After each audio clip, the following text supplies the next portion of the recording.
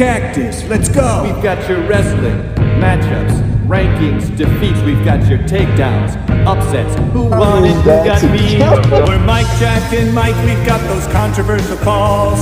Top ranked challengers, but most of all, it's the best wrestling talk you ever I think heard. Joey Blaze has upset potential. We are Cactus Wrestling. What's up, Cactus crew? Jack here. I'm in beautiful Cabo, Mexico. I mean, waking up to this every morning. I'm gonna keep the camera on there. It's new cut, new me. You know, vacation, new me. I just wanted to take on Penn State versus Ohio State. Hey, I edit these videos, so I can kind of chime in and add this little blurb. First off, I wanted to give a shout out to BEG. I saw that little clip of you guys praising the theme song. That was awesome. That you guys like it. Mike and I's family spent some good time writing, composing, performing the song, so we shared that with them, and it made their day. So we love that you guys love the theme song, and you guys should definitely go for your own. I mean, there's no comparisons. Come on, it's not like there can only be one wrestling podcast theme song out there. Anyway, quick mon. Penn State versus Ohio State, 125. I think in a rematch, I'm picking Little Doll probably 9 out of 10 times here. I know that's probably surprising to you guys who think that I hate Penn State, but I think when he nearly got the takedown, I don't know, and maybe it's weird just seeing the ambience. You can see it in the right here. When he nearly got that takedown at the out of bounds in regulation, you could just see the confidence. And from there, once it went to overtime, I was like, oh, it's over. Buzakis just didn't have the scramble ability. I don't know if he didn't have the heart per se. Aside from that one little scramble, they really weren't opening things up. But I think the confidence booster is in favor of Lola moving forward. So that one wasn't as exciting, even though it was an overtime match, as I was hoping. It's kind of the same with 133, Davina versus Marcus Blaze. Compared to the other 33 match, Jack Forrest, Aaron Seidel. I mean, this one really just a lot of respect for each other. I think that Davino controlled most of the match. He was the only one that got in on a shot attempt by the out of bounds. I don't think it was fleeing or stalling from Blaze, and I think it was just poor choice of him to throw in the leg in overtime. All he had to do was ride for 10 seconds, drop down to a leg, literally take a 5-second stalling. You had no stalling calls. All you had to do was ride for 9 seconds. I don't know why you would put yourself in a leg, put a leg in, fall down to your butt, put yourself in a position where you could get reversed to lose the match. So that one, I still feel like could go either way. I don't know who I'd be picking on the next one, because I really thought that Davino kind of controlled the match, because Blaze really never got to an opportunity where he could score. 33 is going to be fun. Mendez was just, next. I didn't watch from 49 to 74, but 84, I think the takeaway from this duel was just Penn State finds a way to win. And I think that's the biggest differentiator, because 4 matches were decided, 3 of them were decided in overtime. One of them was decided with the last 20 seconds in regulation. And Penn State won at all 4 of them.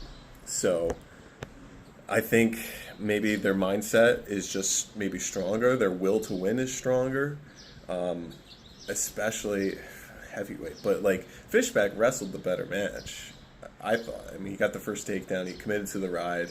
Welsh could not score on his own attacks. Fishback was trying to extend the lead. Went for another low single that he got the first time. Gave up a go behind, and then Welsh just broke him and got that go behind to win the match. So,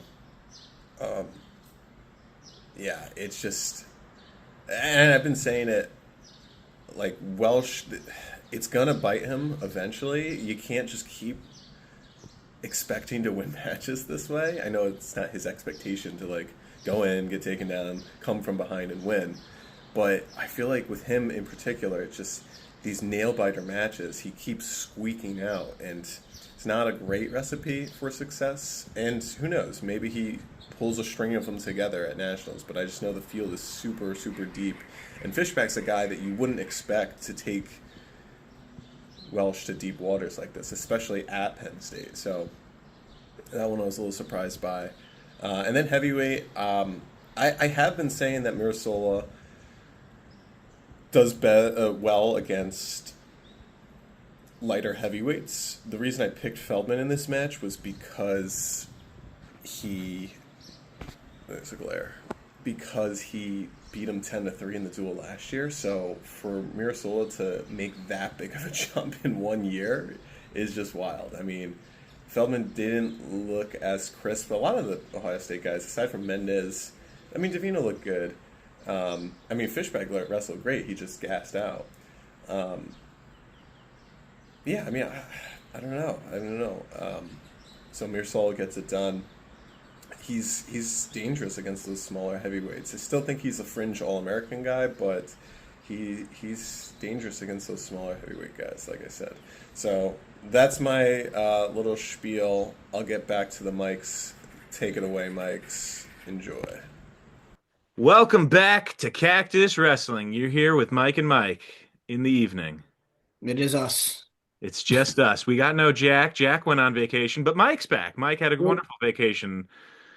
It's a rotating schedule.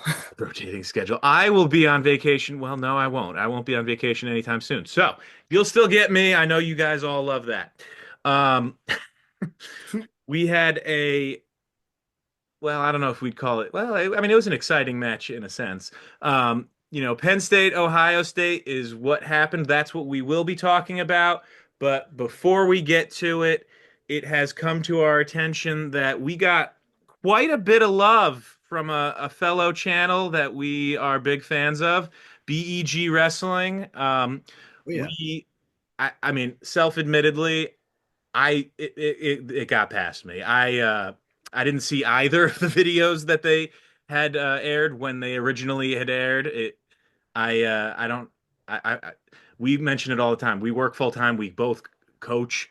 I barely get time to, sit and relax and catch things. So it's not off. It's not surprising for me, at least, that I missed it. But I eventually got there. I caught up and we saw it. And honestly, you guys are way too kind. Everything that you guys were saying, Zach and Wayne, it was very, very humbling to hear such kind words and such praise for the theme song, which you guys are right. We love the theme song. We are overjoyed that everyone that hears it, I mean, as Jack says, like, give it a couple listens because, it's going to grow on you. And it does. Like, I always kind of, in my head at least, compare it to the theme songs of like shows that you watched when you were growing up, or like Saturday morning cartoons or something like that. Like those theme songs that like out of nowhere you just have it memorized in your head, and you're like, why do I know this? Well, because I watched that show so often, and it's this like this. You sing our theme song as every episode starts, but yeah, BEG, great podcast for you guys to watch if you have never heard of or you don't know them. They give a lot of energy. Well, Zach gives more energy. Yeah. I don't know how you do it, guy. Like it's a skill, it's a talent, and From start to finish. yeah, from start to finish, the amount of energy that you put into it is wonderful and admirable. And Wayne has, I mean, he's a funny guy. I see why in their comments everyone's always complimenting Wayne and for the everything that he adds and all the entertainment value there. And I mean, I'm thrilled that he was such a fan and he's singing along to our theme song. And then, I mean, Cornell Kevin, when he is there, I mean, he's in our comments often, but when he's on the show, it's hard to find a guy more knowledgeable. Yeah, about to say the data and stats that he brings is, and I consider myself a stats data guy. I said, and I love to see his insight, his numbers. I mean, even on high school wrestling that he follows, I mean, it's fantastic. Yeah, no, it's like having a computer in your Yeah. pocket and it's just his brain. So, that's kudos to that trio. And you know, hey, we can defeat the White Walkers together, like you were saying. Sorry, it took us a little longer to recognize. It was not because we heard it and didn't respond. It was we were, completely unaware of it. And then once it became our attention, we were like, next video, Yeah. we are giving BEG the recognition they deserve. So, and then, oh, Mike, take it. You had a great Yes. idea.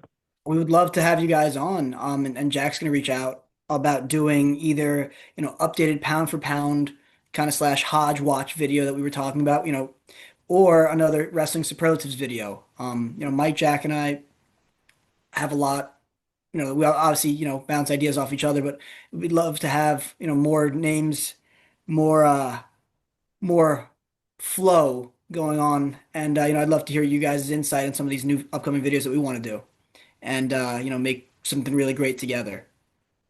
Yeah. So Jack is on vacation, so at some point he will reach out and we'll get hopefully we'll I mean if you guys want to. Yeah, We're yeah, not we don't have any assumptions. We don't yeah. have any If expectations. you If have you the want time to, for we're us, yeah, game. Let's do it. If not, no worries, no hard feelings. yeah. Um so now we will be in a sense be getting to the meat of this video, Yeah. moving on to the Ohio State Penn State. We Battle of the century. Yeah, the match of match of the century it was. Uh, so we do have two speak pipe. Well, we have four speak pipe messages, but we're Mhm. only going to do two of them because two of them are applicable the Penn State uh, to the Penn State Ohio State match. So we will take a listen. So the first one here is from Kevin De Roma. Mm. Hey Cactus, how's it going? This is Kevin. And after watching Ohio State's performance, I came to the conclusion that Patty Gallagher, Nick Busakis, and Carson Hartzlaw are not going to All-American this year. Expect them to get upset in the very first round of the tournament. I have no faith in those three individuals. I have no faith in Dylan Fishback either. These guys have no edge, no tenacity, no will to win, no will to power. These guys are mentally broken. They have no desire to win, and it's extremely disappointing. Penn State has a monopoly on college wrestling, and that monopoly will keep going. That monopoly will keep going. These modern day college wrestlers have no edge. They're mentally broken, and Penn State wrestlers have a strong mind and a strong body, and that's the formula for success. I want to hear your guys' thoughts. Thank you. Thank you, Kevin. Now that talk about a hot take that actually That's burning, scalding even. then again, is it really? Because if you think about Harchless' performance last year at NCAAs, he went 0 and 2. Well, I wouldn't. Harsh one thing. I would not say like Buzakis is going to go. Patty Gallagher also, I would not be surprised No, if actually, if he went 0 and 2. Buzakis right off the scale at a tournament could be a tough thing for him. Nick is obviously a very big 125, and I Yeah. think that part of why he's been wrestling every other event or taking off, not doing this duel versus doing that duel is I think just as a way to kind of pitch count or load manage or weight manage, that way he doesn't have to stay down there for so long. Um, I've said that I said in my preview that I sent to you guys, I think that tournaments, especially multi-day tournaments, do not benefit Nick Bouzakis. And I think that if he's going to struggle the most, it's going to be where he has to make weight multiple days in a row. That being said, I don't anticipate it'll be the first day that he struggles. He's going to be a high seed most likely. Chances are he's going to get someone that's not, yeah, exactly, not a world beater. But crazier things have happened. I mean, NCAA is upset central, so That's it true. is possible. But I would more likely say he's going to win several matches before he takes a loss. Of the three, Buzakis would be the one I'd be the most Yeah. surprised to be upset in the first round. Yes. Gallagher, I think it would be expected he would lose Yeah. the first round. Like I don't think Gallagher, Patty's gonna he's dead All-American. right. Yeah, no will to win. Like, Yes. and that's also Harchla, like Yeah, 100%. extremely skilled individual, but like he loses matches and like blows matches throughout his career. It's like I'm not surprised. Like again, last year he went 0-2 at NCAAs, and he was I think the 8 or 9 seed. I would agree that I think Harchla is probably not going to AA. I don't think Gallagher's going to AA. Um, Fishback Oh also yeah, he just did throw got in Fishback too. I mean, Fishback could be an All-American. yeah, Um, Fishback. he I don't feel like we'll talk he about doesn't it. have the drive to win necessarily, but like I.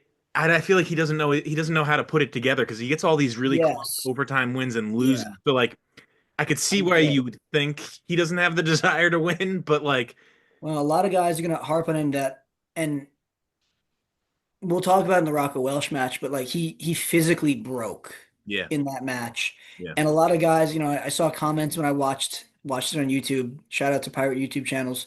Um, that were like, oh, why didn't you just get up and stuff? It's like some of you guys, like he would love to have gotten up. He would have loved to have not given up the takedown. I said, Right. wrestling is very tiring, Yeah, especially when you're A, cutting weight, B, wrestling a guy that's a defending that was a that's national finalist, is a world medalist. Like it's not like he didn't want to. It's yeah. just it's so hard. And I think he didn't pace himself in that match. And I think he went too hard in the beginning and Rocco kind of, chased him down at the end. But we'll Yeah, talk about it. I think that's kind of like when you hit the wall, like a marathon Yeah. runner hitting the wall. It's Yeah. like, well, why didn't you just keep running faster? It's like Yep. Why physically didn't I think of incapable. that? Like, Why didn't you I know, think of that one? yeah, but like that's just it's very comparable except for different application. But anyhow, I will um, agree with him. I will say I don't think that Gallagher, Hartzler, or I Fishback are never an All-American. I never thought Gallagher was going to All American. No, I don't think so either. I think Harkla Buzakis fully is still an capable. All-American. Would I put money on him All Americaning? I don't think I would bet on it. Mhm. I wouldn't be surprised if he managed to. Yeah. Like he's a I guy think that he like has the ability, but he never has the puts ability to together. be as I feel like as high as like second. But Yeah. like will he? No. Definitely not second. Like like if he All Americans, I feel like it's going to be 5 through 8 if even. Buzakis, I want to say there's no reason that he would does an All American, but like he might not. Like he could have All American last year, but he didn't. So, but also Buzakis at this current weight does seem to be a bit more of a force than he was at 133. So like I understand, um, but What yeah, it's what we love. I mean, I know that Hartzler has been an All-American before. hmm But it was his freshman season, and it's been one, two, three. This is 4 years since then, and he's yeah, only gotten worse every year, going from seventh to round of 12 to medical red shirt, or yeah, to medical red shirt to national qualifier to now he's at this, and he's already got the same record of 14-3 that he had last year when he was 14-5 as like the 8 seed. yeah, yeah, And exactly. So so like I'm not Buzakis betting is on it. the shining light of the group, but he's also not that much ahead of them. I feel like as far as like, Yeah. I mean, he's the guy that he could be the national title, but he could also not All American, and it's crazy that those two things could Yeah. be equally likely. So yes, thank you, Kevin DeRoma. We know you got sent another speak pipe. We'll get to that one in our next video, but Momentarily. in our next video. But now we got another one. This is also applicable to the Penn State Ohio State duel. John Lee. Hello, Cactus Wrestling. John Lee here. Hey, John. Just after the big match, here's some couple of my thoughts. Want to hear yours. First of all, I'm a little upset with Tom Ryan, who talked a bunch of crap about Penn State not being in the duels at the beginning of the year, and then he benched half his team. I mean, I think the matches at 125 and 133 were excellent. Yeah. Yeah. Jesse Mendez is just Jesse Mendez. Guy's a beast. And I thought, and I thought that our 41 pounder just quit. Anyways, I'd like to hear what you think. Thanks. Okay. Thank Um, you, John Lee. I actually saw this a lot when people were talking about this, especially Penn State fans, because Tom Ryan did come under flack when he kind of directly, indirectly called out Kale when he was like, we want to grow the sport and Penn State's not going to the national duels. And we talked about it. We're like, Penn State's going to do what's best for them and they don't care. And Yeah. it's kind of Kale's job is to be the best coach at Penn State, not the best coach for wrestling. And we kind of discussed that and the pros and cons of that months ago. But now what's interesting is I'm seeing a lot of people say, well, look at Iowa, look at, Ohio State, Big Ten programs that wrestle a Big Ten schedule that went to the national duels, and now they're got guys banged up coming into the postseason. And I'd say, well, that might be more coincidence than cause because yes, the national duels could beat them up, but also that was several months ago. Yeah. Any Um, injury you or bang up that you had, then yeah. you should be over by now. Otherwise, you would have taken an injury red shirt. Yep. I think that, I was surprised to see Tom Ryan again, and I don't know the extent of all these injuries. I heard Nick Bouzakis was injured. I saw him get a little torqued from Dean Peterson. I didn't expect him to wrestle. He towed the line. More respect to him for that. We had one commenter that said he heard Ben DeVino might actually be out. Ben DeVino towed the line. Love that. Um, I was surprised to see Ethan Styles was out. That I didn't Yeah, expect that that one one. came out of nowhere, like an hour or two before Yeah. the match. Yeah, that one I was like, okay, I knew Brandon Cannon was going to be out. I Yeah. believe he might have even had surgery. He Yeah, he hasn't hasn't wrestled wrestled in a long in, time, so in like that it's one been a few wasn't weeks now. exactly. Yeah. So we knew Brandon Cannon wasn't going to be there. Um, I mean, he hasn't wrestled since I think, yeah, almost about a month since he wrestled Charlie Millard, on January 23rd. But so we expected that at 57. Again, 174, Carson Harkla. I was surprised. Apparently, he got a little banged up he took injury time in the match that he had against who did he wrestle? Like It was from Kennedy, Iowa, actually. It was no, I Kennedy, think I want to say it was the Iowa matchup. Kennedy. Yeah, it's Yeah, I want to say it was Pat Kennedy, and he took injury time in that match. I think that was his most recent match prior to that. hmm And they said he was a little banged up. Um, and that's kind of what I love about Coach Kale is that he is going to put his guys in the best situation to really, control their load in this situation. Is that Penn State is like, wow, postseason's around the corner, and I feel great, at least as far as we know. And then other teams like, hey, we're going to go to these big events and continue to push our guys. And yes, that's awesome, and I think that's a huge thing. You want to be battle tested, you want to be iron sharpens iron. But I think now that you're in that situation, guys are getting banged up, and you go, oh crap, Big Tens is right around the corner, or Nationals is coming up soon. Are we physically ready and are we healthy enough to be doing these big events? Like Brandon Cannon, still the number one guy at 157. Tough to be the number one guy if you are on the bench because you're hurt. Availability is your biggest commodity, or is your biggest strength. And while he might be the best wrestler potentially at 157, we don't know because he's missing so much time. He can come back from his injury to Big Tens and still not be great because he's dealing with that. So I thought that was ironic that a lot of the teams that did have success at the national duels and looked really great there are having some struggles now. I think it was kind of karma for Tom Ryan, who I think is a great coach and I have a lot of respect for him. But I thought it was a little interesting that, he called out other teams and now he's sitting guys for better or worse. And again, it's not, I'm sure if it was up to him and it was up to the guys, every one of them would have wrestled. But they have to think long term, big picture here. It's like, yes, it's cool to win this duel and to beat, break the streak. I said, but most guys say my goal is I want to be a Big Ten champ. I want to be a national champ. And very few guys like, yeah, I really want to go 19-0 as a dual team this year. Like, yes, that's cool. Yeah, I want to That's a win the big, duel against yeah, Penn State. That's the only thing I want to do this year. I don't care exactly. how the rest of the season goes. And while we love duels, I think that so many of these guys and Tom Ryan is like, look, like obviously we'd love to have them, but we're gonna do what's best for our postseason run. Yeah. Um, Yeah, so I mean, yeah, he did what was best for his guys, but at the same time, like it's John Lee's got a point. yeah, oh yeah, You talking trash and then you you you don't got to sit back it down up, all bro. your starters.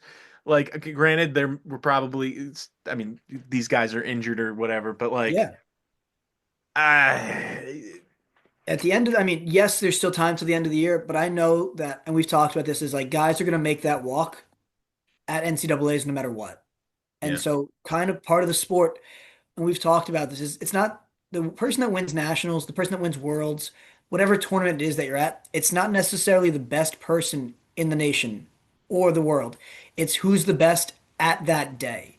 And I mhm, think that, you could think of several weight classes in previous years where it's like, man, if that was wrestled 10 times, you might have eight or nine different variations of who wins. yeah, And so I'm expecting them to bounce back, but it is very disappointing. And again, a little ironic to see how it went down for them. yeah. Um, So thank you for the call in. wait, there's one more part to that. He talked about Braden Davis. Did he? I thought he did. I thought he said 141 he quit. Oh, yeah, yeah, you're right. You're right. I want to talk about that because I don't think Braden Davis is the best option for Penn State.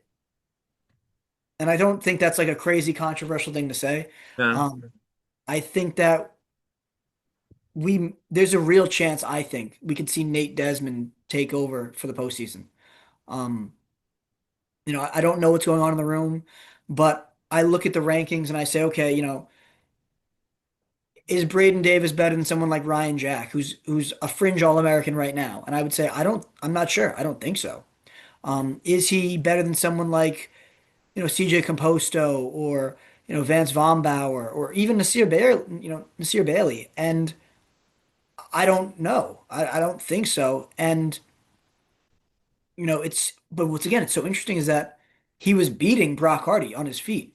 I think that Braden Davis is still like in mid-season form, unfortunately for him, and it's almost the end of the season. Yeah. Um, but I think that Nate Desmond is chomping at the bit here, and I wouldn't be surprised if he gets the nod. I mean, the guy has gone up a few weights since beating Luke Little at 125. Yeah, you Um, just feel some type of way. Like you beat the guy that is yeah, now ranked number one, yep. and he's undefeated. Like you And could he's be that guy. he's beaten ranked wrestlers in duels as well at 141. Yeah. Um, I think that he might be the better option, but again, I also think that ideally you'd redshirt both of them. Davis was redshirting. Mhm. Going up two weight classes in 2 years is not easy. Um, Nate Desmond, I think, is going to have a great red shirt and then be a big part of this team next year. Um, but Yeah. I don't know what they do there, and I do agree that I think Davis looked like he kind of quit there. But maybe Jesse Mendez is just that good that he makes guys look like that. I don't know. I don't know. Could I be. mean, Could he be. just he beat him up pretty good, and we're So going to talk about it. yeah. So, So yeah, John Lee, thank you for the call. Commenters, let us know what you think down below. And then it's what www.speakpipe.com/cactus wrestling if you want to be a call in. So yeah, Penn State, Ohio State, the duel where we all predicted it was going to be 36-5. yep, Yep. just as I wrote it up. Yep, exactly as we all said. You know, it's funny. Some of the commenters seem to think that the three of us had different takes. Mike and I had the exact same picks for winners in every single match. Jack's only difference between the two of us and his was he had Harkla winning, but Harkla didn't even wrestle. Um, so that was it. That was the that was the only difference. But somehow the commenters seem to think that Mike's picks were different than ours, but they weren't. Anyhow, we were all very wrong in many, I many. did say that I thought 125 and 33 could have gone either way, but Yeah. the big one that I missed on was heavyweight, but we'll get there. Yeah. So, I mean, the first two matches that was probably worth the price of admission there. Let me give Incredible, like that was both that of looked like those a national final right overtime. there. Looked like a Yeah, national final. yeah. That's what you came to see. Like Yep. that's what you wanted to see. And Ohio State really just didn't didn't Yeah, have didn't it follow go up their after that. way in either match. I mean, the way Buzakis wrestled it, it didn't seem like he put himself in position to win it, especially late in the match. Yes, I yes, mean, I do and I agree with know that. arguably Lilidol had the takedown like as time went out, whatnot. Like he I got think it done it was regardless. close. It was close, but like he didn't get it in regulation. So then Buzakis had second life, and what did he do with that? Nothing. Nothing. I think that like Buzakis beat himself after that take. When I saw that, or I guess I was listening to it, I was on vacation with my wife's family. We were at dinner, and I'm like listening to it on my phone through a radio broadcast, and I'm like, yeah, and they're like, what's going on? And I was like, oh, nothing. We're having a great, lovely dinner. Anyway, Nothing. That was a great scoop of food. but when I watched it back and watched, Luke pretty much just missed run out of time at the end of the third. I think Buzakis was broken in that, and he's like, "Dang, like this match is over for me," because Luke got in like 20 seconds into overtime and finished pretty Yeah, quick. like it, And Buzakis, his defense, I mean, yes, he scrambled not in the best. He defended it not in the most ideal way. I really think he could have done a better job yeah. When I defending that, saw and that maybe, takedown, the defense was like, really? That's the defense you yeah, you put up for this takedown? Like, you know, Luke okay. Luke looked fast, but Buzakis He was again showed his strength. lightning I mean, fast. Luke, yeah, I would say lightning quick even. Luke got in deep on a single leg, but Buzakis was so strong in the first period. And I think that this is where wrestling guys like Masanosuke Ono have, in practice benefits Luke is that yes, he's not the biggest 125. He's more of a longer, leaner guy that's very fast, but I think he's used to that feel. Yeah, And I did say this is that he took down Spencer Lee in freestyle, and you could make whatever you want of that. I would say Spencer is a well-known, very strong 125. Is that, especially now that his college career is done, he's like, boom, he's big. mhm. And the fact that Luke can hand fight with him and get to his legs makes me think that, hey, like he could do it to Spencer, he could do it to Buzakis. It's just finishing in folk style is a lot different than finishing in freestyle Yeah. because exposure versus control. I didn't think that Lilidol was going to be able to handle Buzakis as well as he did, and I mean, honestly, he handled him, and Yeah, Buzakis I couldn't think, score at all, and it looked like Buzakis quit, kind of like yeah, Deroma said, yeah, Kevin Deroma yep. said, like it looked like Buzakis kind of quit there at the end and was just like, he's got it, like, so Yeah. I mean, and that's probably the pace that Lilidol had set on him. So I Yeah. mean, But like I said earlier, is that I give Buzakis a lot of credit because supposedly he wasn't going to wrestle tonight anyway. And right. so So yeah, if the he fact that he wasn't went at out there, 100%, then yeah, exactly. The fact that he went out there, and he's willing to battle, I think they both gain a lot from that. I think he says, okay, even if I'm not 100%, I'm also ranked and seated behind Luke anyway. I have nothing to lose in this match, and right, I get a feel for him for Big Tens. I get a feel for him for nationals. And I think right. on the same page, Luke is thinking the same thing. He's like, this is probably one of the best guy in Big Tens that I'm going to wrestle. I would say arguably. Yeah. Um, and I want to get a feel for him now. And so I think it benefited both guys. I think we're going to see adjustments made and probably a different style match the next time they wrestle. Yeah, Um, I could see Buzakis getting like trying to get a first takedown in the first yeah, period I type think that's going to be his adjustment. strategy. Like, will he end up winning the match? Well, I don't know about that, but Yeah, I feel like he's going to be like, I'm getting that first takedown, first period. It's happening. I Like, agree. I think that's his path to victory is to get the early takedown and try to hold on to that lead. yeah, But I think that and Luke had an interesting interview where he talked afterward. He's like, I feel like a painter, and each match is my canvas, and I get to express my art. And he's like, and it was it was funny a little bit, but he said he's like, every match I wrestle is going to be different. Just like every time I paint it, it's going to be different. He goes, and I can say that I want to do this way, but I might paint it a different way. mm, But he's like, he seems to be really in a flow state right now, um, which is the Luke Lillidall I expected him to be coming into college. Is that I was like, wow, look at all these accolades. I can't wait to see him put it together. And I think really that this could be his year to do it. but we'll see. Um, Moving up 133. Another match that did not disappoint. Marcus Blaze, Ben Davino. these guys have seen each other so many times. Flo actually put out a video of that. I don't know if you saw it. Oh no, I didn't. It was like it's called like every match Marcus Blaze and Ben Davino have wrestled, and it starts when they're in youth through high school into freestyle. It's like a 40-minute video of like every match they've had. And Blaze does have the advantage still. Like he's winning the the battle. Yeah. But they've seen each other so often.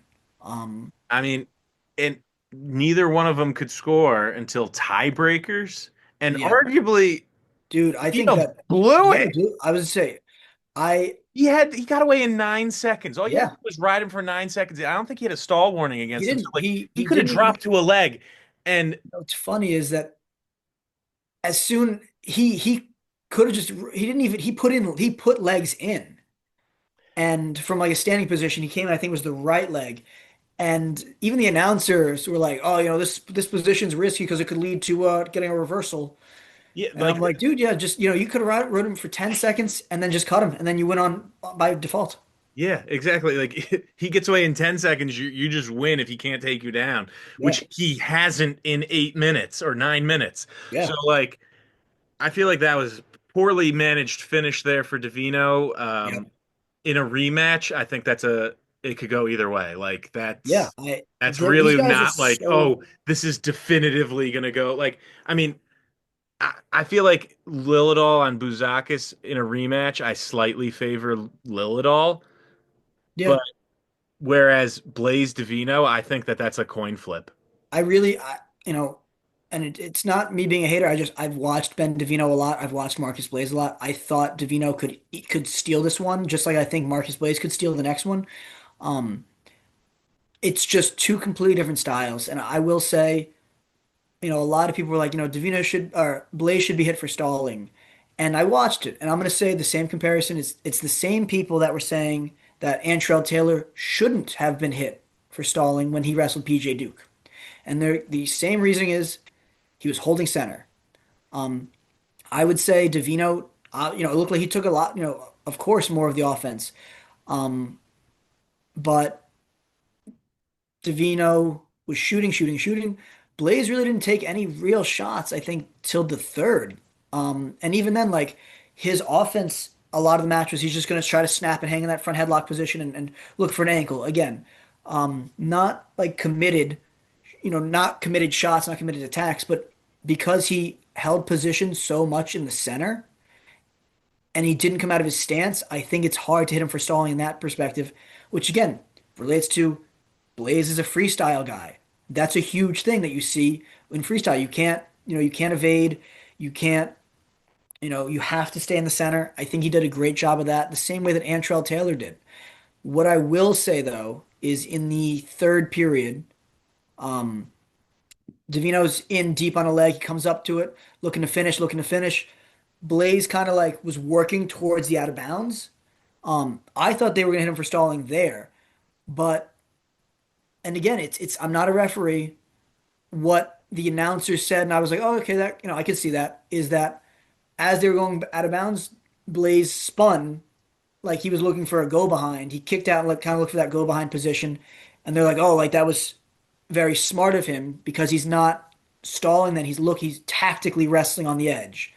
Um, so I would say if it was me officiating though, I would have given him a stall, warning it at the very least. Which Um, at the end of the day, that's not going to make a well, difference. that's exactly it. Is like So, I think that they're less likely to call stalls these days. I feel like in college wrestling, um, although we will get to to one later on.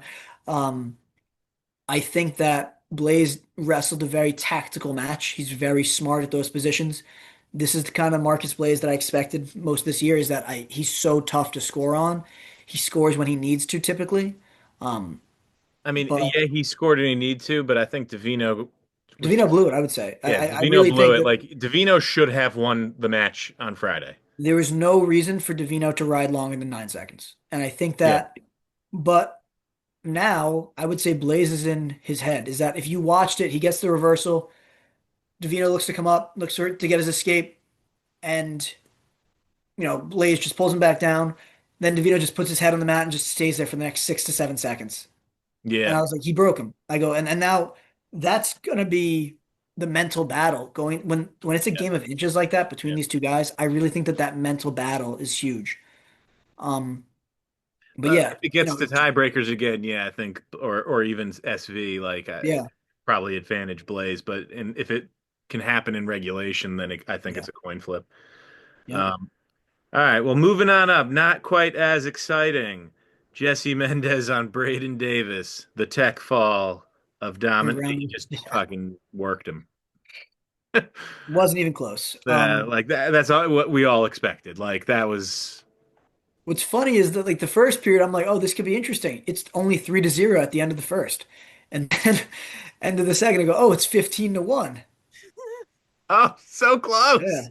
I was like, wow, that was not close anymore. Yeah. Um, So I feel like he, not as much to say quite at 41 because Jesse Mendez just did what he normally does, which is dominate. yep, He's really going for that Hodge. Moving up to 149, Shane Van Ness against everyone was clamoring for Brogan Fielding on Shane yeah, Van Ness. Just what a matchup. Honestly, that Ethan Styles dropping out last second really was a bummer. And yep. not that any of us were picking Ethan Styles to beat Van Ness, but like, This was a huge sway, and I thought Shane Van Ness had a potential to mate, and I said it, I think to major Ethan Styles. That was my prediction. right. Um, but again, like Brogan Fielding, or even like they talked about sending out potentially Daxton Chase. Yeah. I was like, this is just going to be so one-sided, Yeah. unfortunately. So domination by Penn State there. And then with Cannon out, which I mean, knew about much more in advance, but Yeah. him getting the fall over Daxton Chase there at 57. Yep. No, I mean I mean, PJ looked exactly like you'd expect. I think he had 5 takedowns in the first period. And that's what I see when I think PJ Duke, and again, having watched him for years, even when he was a young kid, is that he lives and dies from his feet. And he is such a prolific scorer. He just scores in so many ways. He's constantly scoring. He's a huge takedown guy. And I would love to see PJ get a little bit tougher on top. I think that would really benefit him. Um, yeah, I mean, that could lead to his downfall, like why he can't, yeah, while like some guys might be able to beat him, like Trelly. yep, I agree. And Trelly's super strong, and PJ had opportunities to score and he couldn't. And I Yeah. think that's where you have to be able to ride a little bit, um, because Yeah. that's what it went to was tiebreakers. But PJ did look good. Again, I actually was going to show it to some of my youth guys and my high school guys as we get ready for postseason now. Is PJ did a great job. He fakes. He gets the takedown. He drags to another takedown. Fakes for the cradle. Takes the assassin. It's the misdirection that a lot of these young guys struggle with that PJ does so well. Is that you're not just be like, okay, I'm going to throw in a half or I'm going to look for this cradle opportunity. Is they're setting up, they're selling one move to take another. Um, which again is it's high quality, high level wrestling. Is that you're just misdirection, and he did a great job selling the cradle and then taking the assassin. Yeah, But no, he capitalized wonderfully. But again, that was kind of what we would expect him to do in this kind of a yeah, matchup. exactly. This is yeah, no, this is I Um, expected attack either way. So yeah, and then moving up 165, we had Patty Gallagher, which honestly, this was closer than I thought. I I thought, would say the reason it was closer is that him and Mitch kind of sat in the second period in like that chest wrap position for like a minute. They should have called a stalemate. There was no reason for them to waste so much time doing that. yeah, yeah. I mean, a major, I would have thought attack, but I hey, thought attack too, yeah. I mean, and he was close to it, but losing so much time there. And I know Mitchell's not happy about that. yeah, yeah. He's not going to be thinking my right to be hellish. Yeah, hey, quite the singer. And I think Beg even did a little Oh, they bit. did. Yeah, Yeah, yeah, they did an opening for that, which is great. I love that. yeah. Um, BEG. Yeah, yeah. Zach was singing. but I think that, Messenbrink looked great. He a little extracurricular. I don't know if anyone caught this at the end, in, the third, towards the end of the third period. Mitchell Messerschmidt, they go out of bounds, and he still kind of like pushes Patty Gallagher. Patty Gallagher, when they're walking back to the mat, walks up behind him and just like starts patting him on the back. No, I Um, missed that. go back and watch that. He starts like tapping, like patting him on his shoulders. Um, I think that again, like Gallagher said, "Hey, I'm probably going to lose this, but I could hold on in certain positions." Hmm. And I think Messenbrink was expecting them to call a stalemate, and it took. He defended that chest wrap for so long. Eventually worked out of bounds. Gallagher, to his credit, wasn't backing down, was shooting, got in deep in a high crotch. Messenbrink gets the quick, 5 seconds left, gets the takedown off of it with the counter. Um, again, I think if Messenbrink wanted to, he could have just teched him from his feet, but he He committed should to the have. ride. He committed to the ride a little bit. Again, Yeah. someone talked about this with Penn State is that they're putting some guys in certain positions to see because they want them to work a little bit more as Makes they, sense. get ready for the postseason. Yeah. But Uh, moving up, 174, Levi Haynes, TJ Sherrill. the Wow. match that everyone was hoping for. What a match instead of Carson Hartshla. Yeah, wow. I mean, it's kind of like who cares? Like the Yeah, this is another unfortunate. Like I was like, okay, well, this is going to be one side. yeah, It's going to be a tech Penn or a pin. State dominated, like you would think he would do against the backup. Yeah, Um, yeah. I was like, but it's going to be a tech or a pin. yeah, moving up to very close match. Did not. Possibly the match of the night, honestly. I mean, I As didn't far as the think that storyline Fishback goes, was gonna have the match with 20 seconds to go, where it's like he could beat Welsh, give Welsh his first loss this season. yeah. I thought if any at best, I thought Fishback was gonna lose in overtime, not Mhm. blow the match. I really thought, based on like again associative property, I really thought, oh, like Rocco Welsh can get a major here. I didn't. I thought it was gonna be an overtime loss for Fishback because that's what he's great at doing. Um, but Fishback, yeah, he legit blew the match. Like if I mean, with the amount of close matches Ohio State had, they could have, on paper, if things went their way, they Oh could have yeah, they won could 25 if that overtime went their way, mhm. 33 if that overtime went their way. They were going to win 41. If 84 potentially, and even I 84 mean, if Fishback had pulled it off, and then and at even heavyweight it went 285. overtime. Like, Yeah, so they could have split matches 5-5, but that would have been their best case scenario with the team they put out that night. I think And that, and instead it was their worst case scenario. So I really think that, and people talked about this too at Rocco Welsh and Dylan Fishback match, especially, is that that's the Penn State difference. And you could hate Penn State, and you could be like, oh, f them, and they're on steroids or they cheat or whatever. I said, but they find a way to win these matches that a lot of teams don't. And I said, and that's really and if you watch Rocco's match back, he's on top of Fishback, he's riding, 7-6, and someone in the crowd is doing something and Raku goes like this to him. He like it's all mindset. It's all in the mind. And I think that is the Penn State difference, really. But yeah, no, that last takedown, Fishback's like backing up, goes down on his Yeah. knees and gives up a spin behind, and it was just like, that's the way you lose this match, Fishback. Yep. Um, Like, I thought Rocco was kind of calling for a stall for a while. I didn't like that his strategy. A lot of guys get to their feet well and they kind of put two hands behind their back, like they're pushing the hip away and they're pushing the knee away. And they're expecting the guy to say, okay, I can't get my hips in, I can't get a return. I'm just going to cut him. And that didn't happen. And I was like, dude, like you're being lazy from this position. mm. Um, and Rocco was kind of, looking for a stall to the ref. Um, but again, he wasn't doing enough for him to earn a stall. Um, so I was like, yeah, dude, like if you actually wrestle this match, you'll win. But if you want to just try to like, oh, the ref was against me, I think that you're gonna have a hard time. I mean, You can't have that mindset. Like, that's, yeah. And then sure enough, once he started wrestling the third, he was fine. yeah. Um, but it I was not expecting it to be 4-0 going into the third, in favor of Fishback. I Um, didn't think, yeah, Fishback considering how blowing the tough, match was yeah, not. was not at all what I thought was going to be the case. So, um, hey, they had three super exciting matches up to Yeah. this point. Um, four ultimately. So I mean, not bad. But moving up to 197, Josh Barr, Majors, Does Luke I really John. think that he looks so good.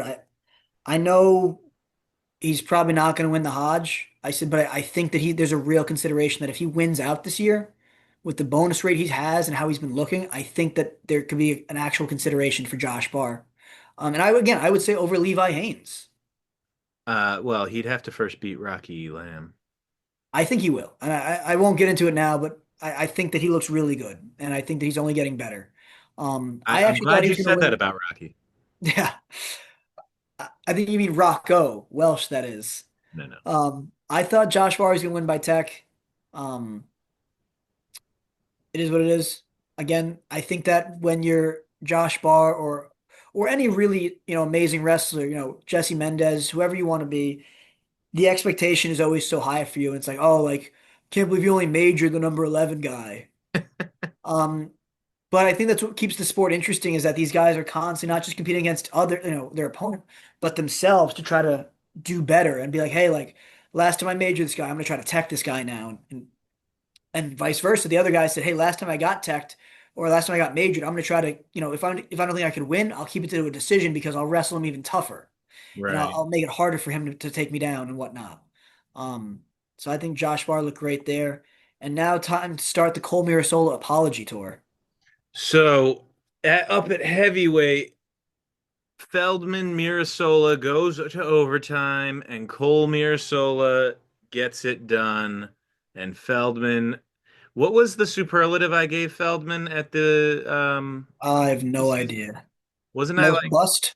biggest bust? Yeah, I think Yeah, it was biggest bust, I think. something like that. Yeah, because I uh I was very low on him coming up into the season, and then he Yeah. was surprising. Beat Ferrari Oh yeah, twice. yeah, biggest bust. Yeah, Nick Feldman. That was my biggest bust. Yours was Massima, which I I mean, with Massima getting injured, you could, I guess, argue he is a big He's bust. not even an All-American this year. Yeah, he's not going to. So I mean, hey, that one.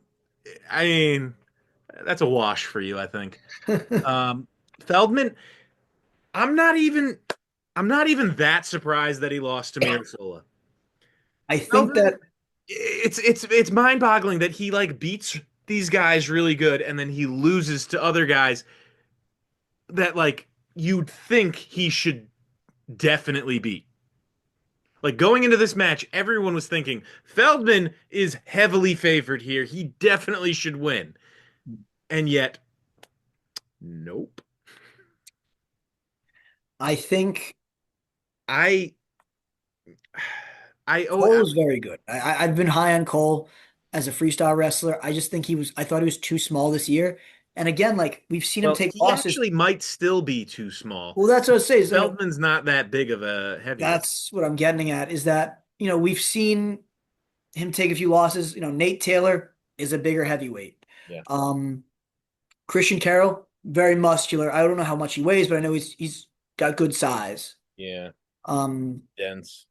you Braxton know, Amos looks like he's pretty thick too. Tay Gadiali, again, a pretty, bigger guy potentially. Yeah. But I think that we're seeing what we see every year from Penn State is that they're developing their guys throughout the year Yeah, and they're no. making Mirasola strides. from the beginning of the season to now is definitely much Yes. improved. You know, I he's I've always been high on Mirasola. I think he's great in freestyle. He's done well. I've always said, he's just a little small for 285. He weighed in, I think, 10 pounds less than Nick Feldman. He's just over 225.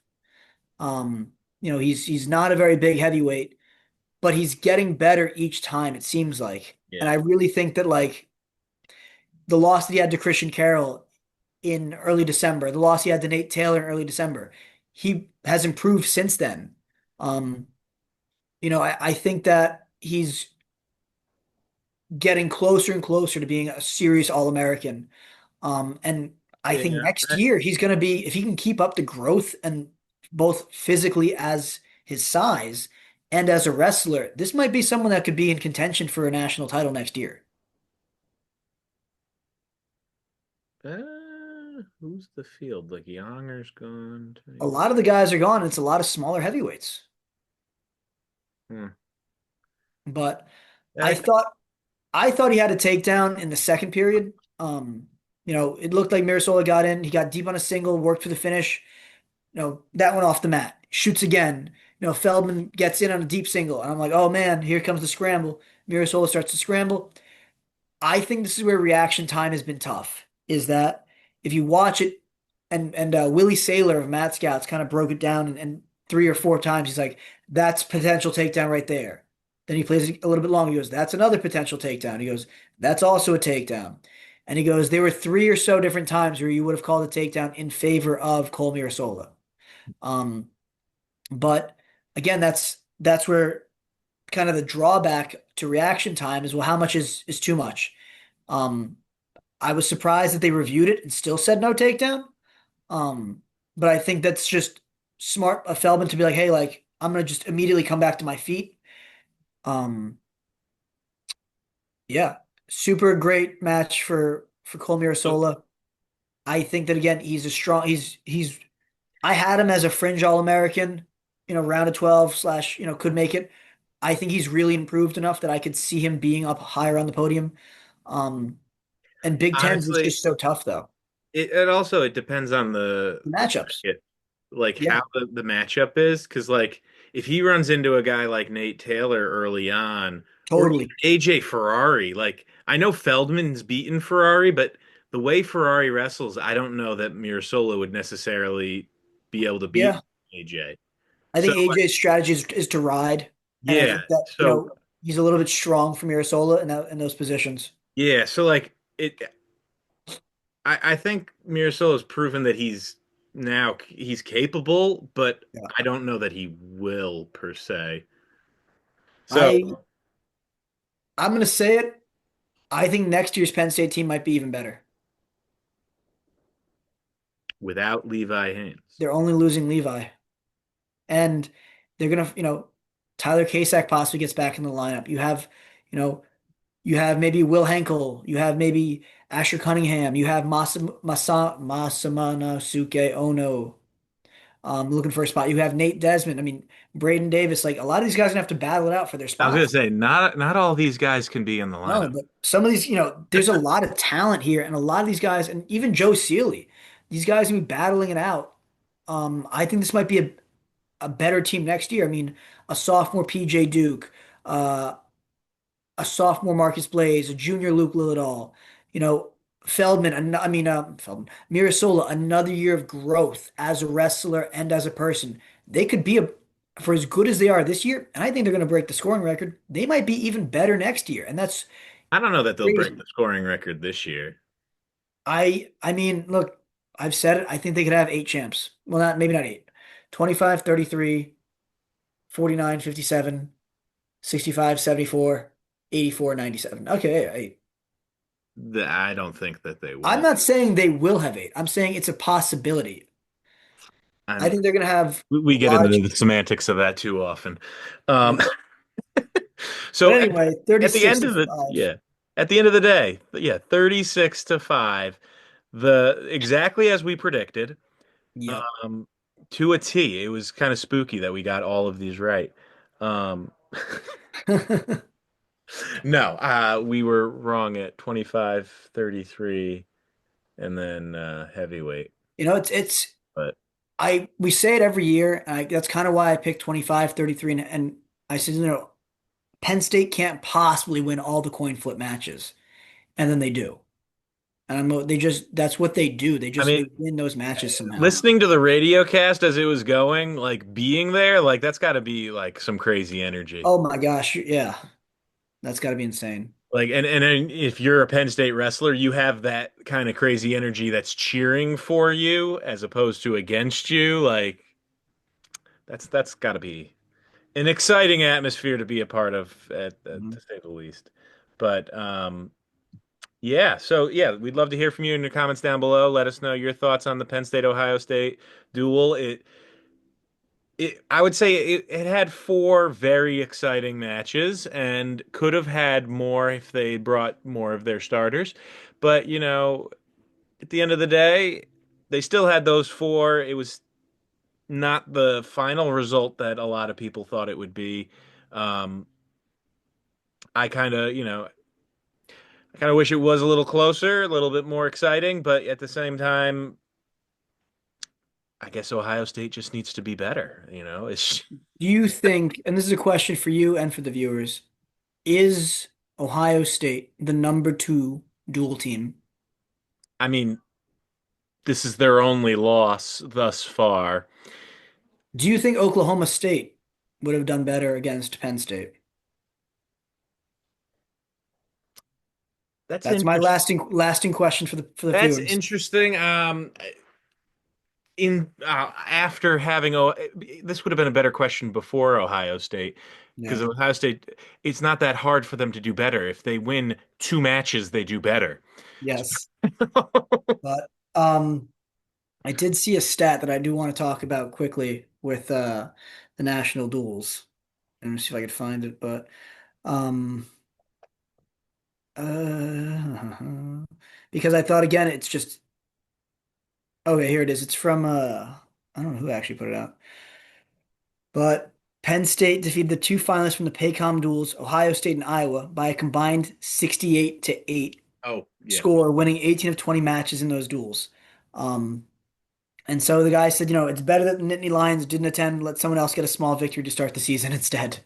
I wouldn't necessarily agree that it's better that they didn't attend, but I kind of understand what they're trying to say with that. Yeah, I think you know, I just thought that was interesting. I was like, dang, you're right. And but I did say it earlier when I was like, Penn State with their schedule is going to wrestle these guys anyway. So what does it matter?